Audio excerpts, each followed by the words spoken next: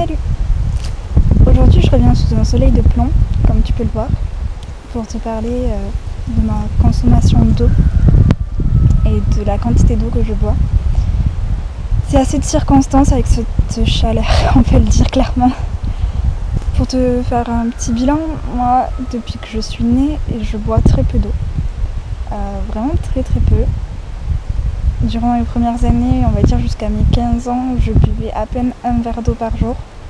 Le matin, je buvais du lait, jamais d'eau. J'avais horreur de boire de l'eau le matin, ça c'était un truc impossible. Après, le midi et le soir, rassemblés les deux repas, je buvais grosso modo un verre d'eau, les deux additionnés. Et c'est tout. Dans l'après-midi, j'allais rien te boire du tout. Et quand j'y réfléchis, c'est assez problématique dans le sens où quand tu es dans ta croissance, quand tu grandis, ne pas boire d'eau, c'est pas quelque chose à faire car c'est assez dangereux. Quand tu sais que 75% d'un corps humain est composé d'eau, faut bien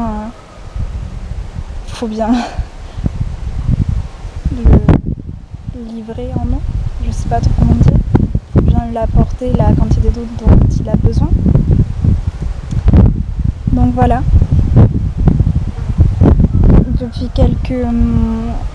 depuis on va dire grosso modo un an et demi, je bois un peu plus d'eau. Et je me suis fait, pas harceler, mais je me suis pas mal fait inciter par mes amis à boire plus d'eau, dans le sens où elles me menaçaient que je finisse en dialyse si je buvais pas un verre d'eau ou des choses comme ça. Je me souviens en seconde, une fois par semaine, je mangeais toujours avec la même amie, c'était un rituel. Et durant notre tête-à-tête, elle allait toujours me servir un ou deux verres d'eau dans le repas. Et elle allait toujours m'obliger à le boire en me disant « Allez, bois, sinon tu vas finir en dialyse et tout, on va te laver les reins avec de l'eau et tout, tu vas voir. » Et c'est vrai que quand j'y réfléchis, c'est assez traumatisant dans le sens où j'ai horreur des piqûres. Donc te faire passer la quantité de ton sang qui passe dans une machine pour le nettoyer parce que tes reins ne sont plus efficaces, ça m'a assez calmée dans ce mode de vie de chameau. Donc voilà. Maintenant je bois beaucoup plus d'eau.